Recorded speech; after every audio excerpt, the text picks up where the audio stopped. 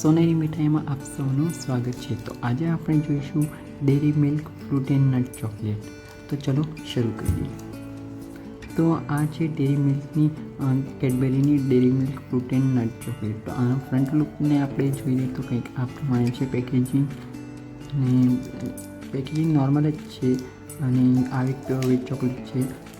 પાછળની વાત કરીએ તો બેક સાઈડમાં અહીં ન્યુટ્રિશનલ ઇન્ફોર્મેશન આપવામાં આવી છે। અહીં 100% પ્યોર કોકોઆ એટલે કે આ પ્યોર ચોકલેટમાંથી બનાવવામાં આવી છે એ પ્રમાણે લખ્યું છે।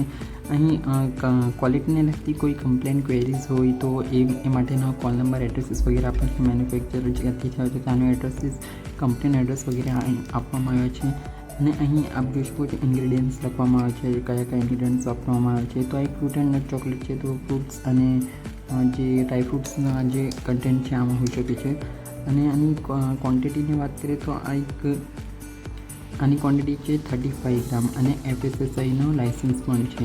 પ્રાઇસની વાત કરીએ તો આ 45 રૂપીસની છે, 45 રૂપિયા આવે છે। કોઈ સ્ટોર્સમાં જે સુપર સ્ટોર્સ હોય એનામાં તમને આના પર ડિસ્કાઉન્ટ્સ મળી રહેશે, નહીં બારકોડ આપવામાં આવશે। તો આ પ્રમાણેની પેકેજિંગ છે આ ચોકલેટની। તો અટ્રેક્ટિવ પેકેજિંગ છે। તો ચલો આને ઓપન કરીને જોઈએ કે કેવી દેખાય છે।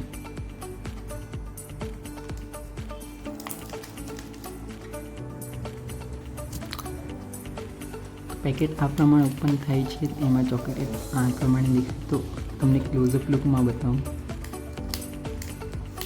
આ પ્રમાણેની 1, 2, 3 જે 4 ચોકલેટના પીસ છે, એટલે કે ટોટલ 8 પીસ છે। તો આ છે ક્લોઝ લુક, ખૂબ જ ડિલિશિયસ દેખાય છે। તો હું ટેસ્ટ કરીને જોઈએ।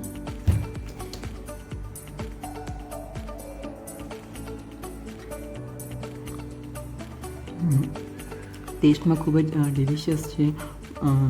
કેડબરીની ઓરિજિનલ જે ચોકલેટ છે એનો ટેસ્ટ તો છે જ, સાથે નટ્સ, બદામને એ ફ્રૂટ્સના પણ થોડોક ટેસ્ટ છે, અને જે કિશમિશ હોય છે એ પણ નાખવામાં આવે છે।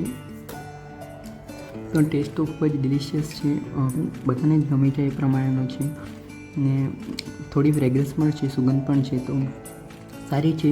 પ્રાઇસ થોડી વધારે છે, 45 રૂપીસ છે, જે વધારે જ કહેવામાં આવે, પણ ટેસ્ટ વાઇઝ ખૂબ જ સરસ છે। મને તો આ ખૂબ ગમી। તમને જો તમે ટ્રાય કરી હોય તો મને જણાવજો, તમે પણ આ લઈ શકો છો। ખૂબ સરસ છે, નાની ગિફ્ટિંગ તરીકે પણ આ એક સરસ છે। તમે પણ આ ટ્રાય કરજો અને મને જણાવજો કેવી છે। ને આગળ બીજા કઈ ચોકલેટનો કે અન્ય કોઈ પ્રોડક્ટનો, મીઠાઈનો કે વગેરેનો તમે રિવ્યૂ જોવા માંગો છો તો એ પણ મને જણાવજો। આપને ખૂબ સપોર્ટ આપી રહ્યો છે ચેનલને, એ બદલ ખૂબ ખૂબ આભાર। આ રીતે સપોર્ટ કરતા રહેજો। ધન્યવાદ।